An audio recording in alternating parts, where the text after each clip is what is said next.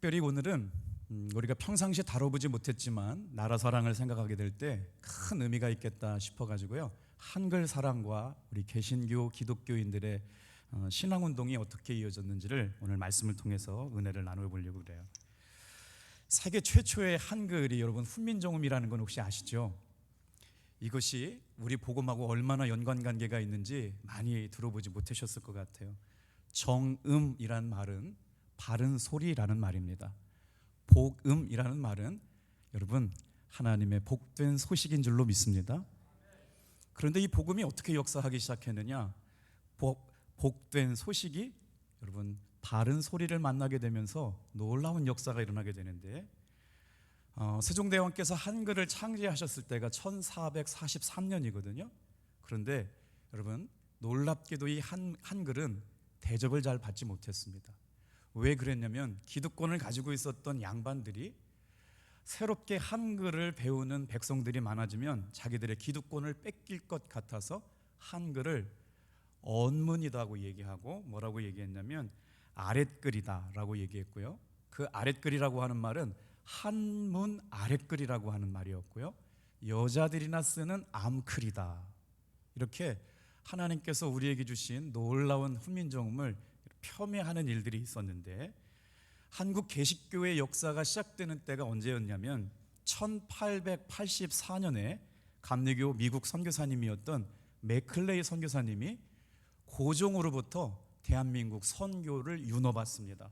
그래서 공식적인 선교가 언제부터 시작됐냐면 1884년 6월 24일이 우리 감리교 개신교의 역사를 연구하는 분들이 바로 한국의 복음운동이 시작된 시초였다. 그러니까 돌아오는 2024년의 해가 우리 한국에 복음이 전해진 지 벌써 140년의 해를 맞이하는 때입니다. 오늘 그런 의미에서 우리 교회에서 정말 이 어려운 시국에 나라 사랑 기도회를 허락하신 하나님께 영광을 돌리고 우리 뜨겁게 기도할 수 있는 시간 되기를 주님의 이름으로 축복합니다. 아마 뜨겁게 기도하시고 싶으셔가지고 이 자리에 오셨는데 한글 사랑 그러니까 이거 잘못 설교 제목을 잡은 것 같은 생각들이 들어가지고 여러분 조심스럽지만, 저는 우리가 이 나라 사랑이라고 하는 것에서부터 어디서부터 우리가 기초를 잡아가야 될까를 생각해 보았습니다. 자, 복음이 전파되는 곳에 여러분 정말 중요한 도구가 뭐였냐면, 하나님께서 훈민정음이 450년 동안 빛을 발하지 못하다가 한국에 19세기 말이어야 돼서 복음이 전해지면서 한글이 한글처럼 등장하게 되었기 때문에 정말 나라 사랑 운동의 시작이 바로 한글 운동부터 시작됐다는 걸 말씀을 드리고 싶었어요. 자, 보세요. 조선시대는 암글이다 아랫글이다 무시당했던 한문이 가보개혁이 되면서부터 공식적인 나라 글자로 인정받게 되면서 특별히 교회에서만 한글을 쓰고 한글을 가르치는 민족운동, 계몽운동, 문맹 퇴치운동이 시작됐다는 것이죠.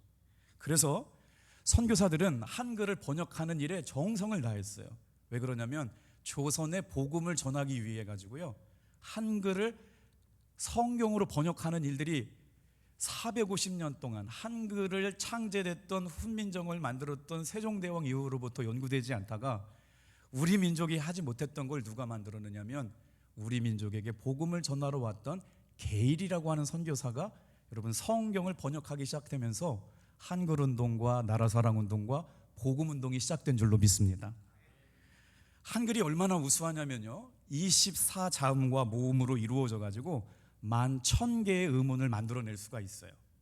오늘 지금 우리가 성경을 이렇게 너무나도 자유롭게 가지고 예배를 드리고 있지만 이것은 어디서부터 시작되었냐면 선교사들의 한글 사랑과 복음으로부터 시작됐기 때문에, 여러분 이 험한 세상 다시 한번 우리가 민족을 위하여 기도하는 이때 한글을 사랑하면서 복음을 전했던 초기 개신교 신앙인들을 본받고 이것이 복음운동이며 애국운동이며 신앙운동이 되는 줄로 믿습니다.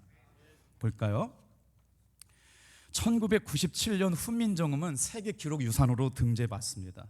세계 문자올림픽에서도 1회, 2회 금메달을 따게 되는데, 노벨 문학상을 받았던 펄벅 여사는 한글은 세계에서 가장 단순한 글자이자 훌륭한 글자라고 칭찬했습니다.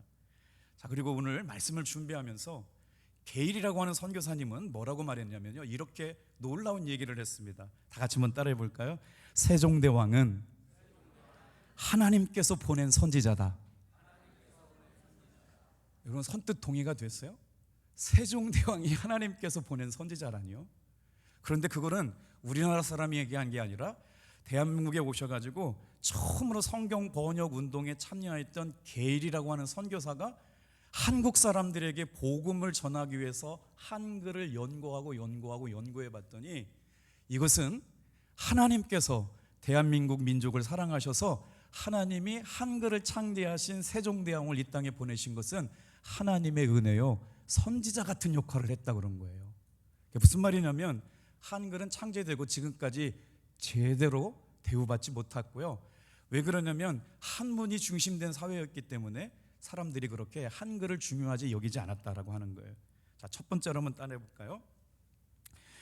세계 최고의 문자가 심한 저항 운동을 받게 되는데 누가 이렇게 한글을 문자로 사용하지 못하게 만들었냐면 조선 후기의 왕들도 한글을 사용하지 못하게 만들었어요. 누가 그랬냐면 연산군이 그랬습니다. 그래서 언제 한글을 사용하게 만들었냐면 이제 전쟁이 나가지고 백성들을 차출해야 되는데 그 도구로 사용하기 위해서 한글로 문서를 내렸을 때 한글이 사용되었대요. 그만큼 한글이 1443년에 창제되고 46년에 반포됐는데 450년이 진행되어 온 동안 여러분 한글은 제대로 대우받지 못했습니다.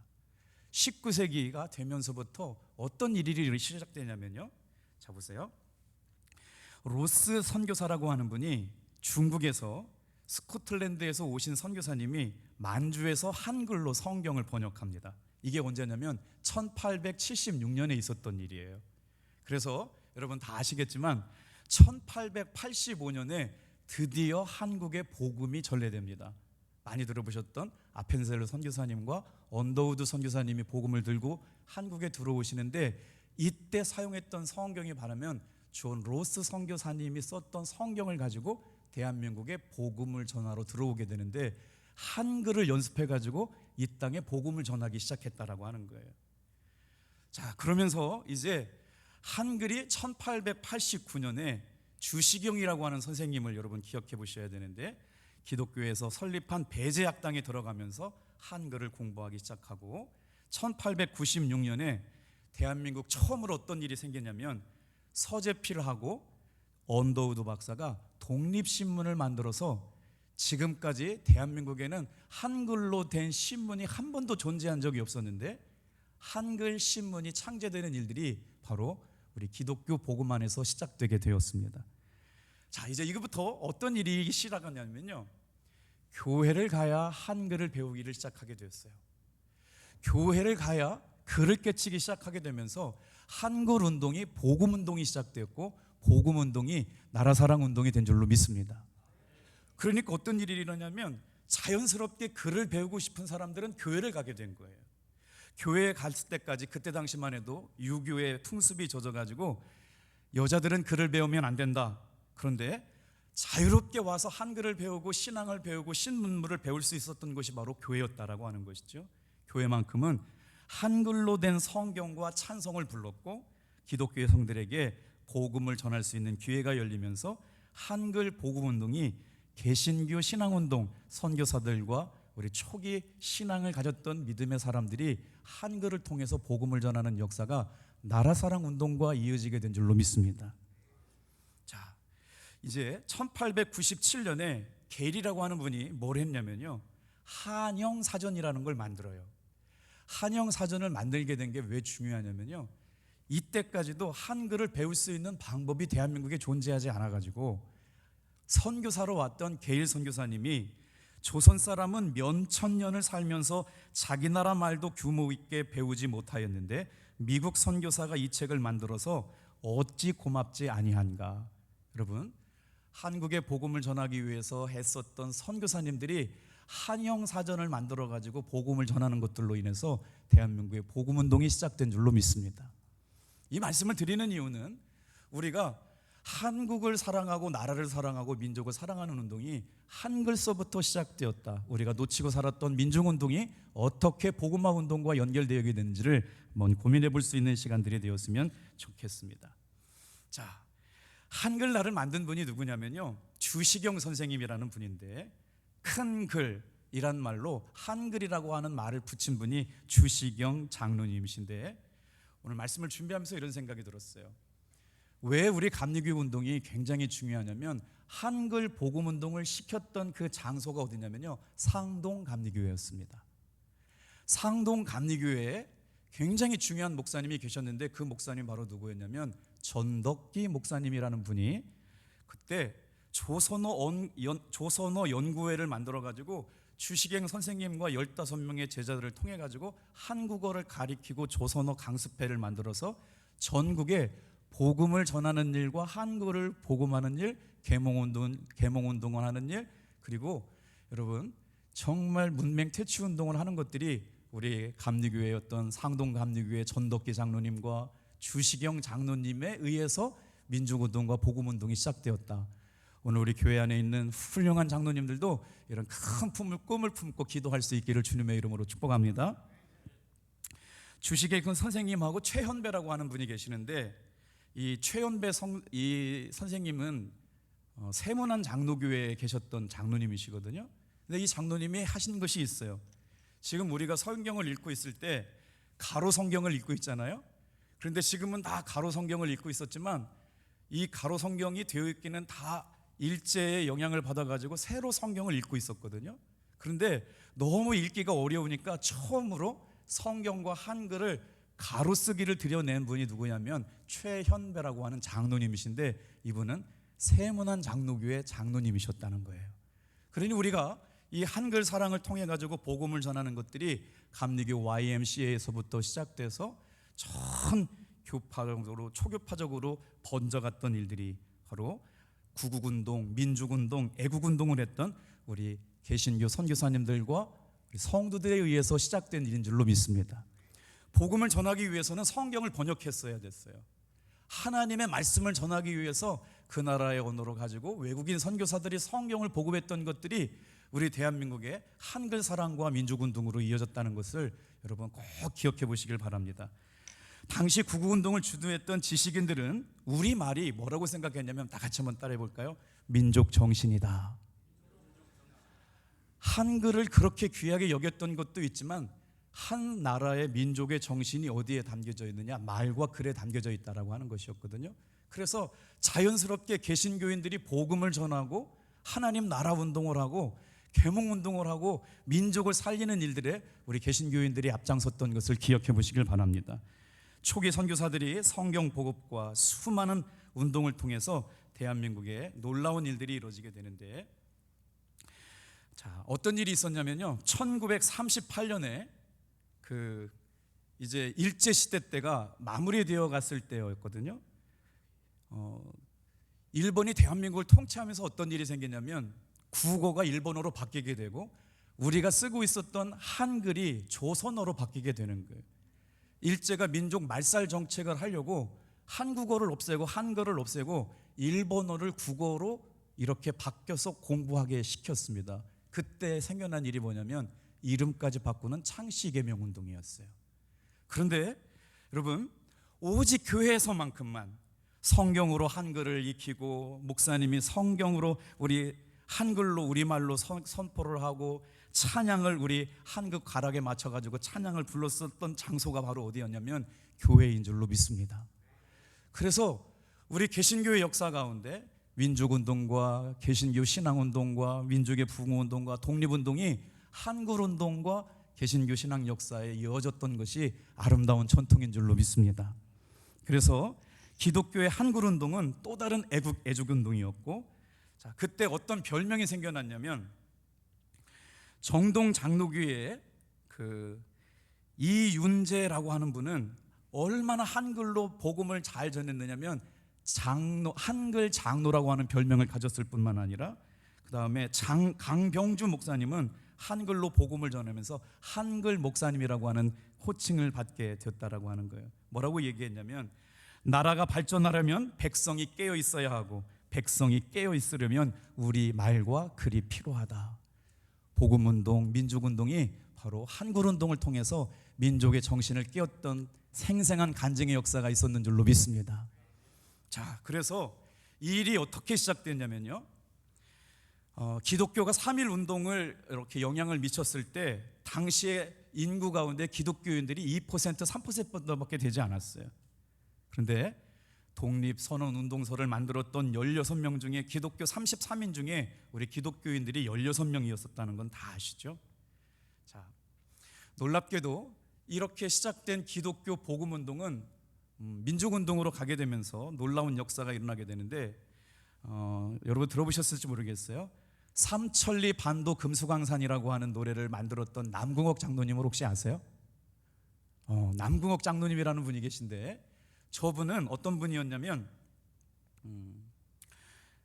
고종의 통역관이셨어요. 그런데 저분이 은혜를 받고 하나님의 말씀을, 마태복음 9장 37절을 말씀을 묵상하다가 희어져서 추수할 때가 되었는데 추수할 일꾼이 없다, 그래가지고 만든 찬양이 삼천리 반도 금수강산이라고 하는 찬양이었어요. 그러면서 이분이 나라운동을 하기 위해서 일본의 꽃이었던 벚꽃을 심고 일본어를 가리키는 걸 반대해가지고 전국의 대한민국에 어떤 운동을 펼쳤냐면 바로 나라사랑 운동이었던 무궁화꽃 심기를 심겼던 이 운동을 했던 분이 바로 남궁옥 장로님이셨는데, 이분 우리 감리교회의 정말 유명하고 소중한 자산이 아닐 수가 없습니다. 이렇듯 민족운동과 나라운동이 우리 개신교 신앙 안에서 놀랍게 복음운동과 연결되었다는 것을 기억하시면서 오늘도 이 기도회를 통해서 다시 한번 우리 나라사랑의 운동의 마음이 분리들이 일어나기를 주님의 이름으로 축복합니다. 홍남파 선생님이라고 들어보셨죠? 이분도 지금처럼 한글운동과 복음운동이 사회운동과 연결되면서 어떤 사람은 찬양으로, 어떤 사람은 무궁화운동으로, 어떤 사람은 시를 통해서, 이 남궁옥 선생님은 세문안교회 장로님이셨는데 1919년에 울밑에선 봉송화라고 하는 시를 써서 민족의 운동을 이어갔던 분이었죠. 오늘 저와 여러분의 삶에 하나님을 사랑하고 나라를 사랑하는 민족운동이 역사를 통해서, 한글의 소중함을 통해서 하나님이 기뻐하시는 복음운동과 애족운동으로 이어지기를 주님의 이름으로 축복합니다. 어떻게 하면 나라 사랑을 잘할 수 있을까요? 역사와 문화를 존중해야 하고 시대를 이끌어갔던 우리 개신교 신앙인들처럼 민족의 정신이었던 복음운동과 한글운동을 바탕으로 해서 복음, 바른 소리, 복음 소리를, 하나님의 기쁜 복음을 전하는 일을 이어져 갈 때 우리나라에 소망이 있게 될 줄로 믿습니다. 참된 신앙은 바로 애국에 있기에 오늘 이 자리에 모여 기도할 때 나라 사랑 운동이 함께 더 뜨겁게 이루어져 가기를 주님의 이름으로 축복합니다. 우리 시편 33편 12절 말씀 같이 한번 큰 소리로 읽어볼까요? 같이 읽겠습니다. 시작. 여호와를 자기 하나님으로 삼는 나라, 곧 하나님의 기업으로 선택된 백성은 복이 있도다. 기도하겠습니다.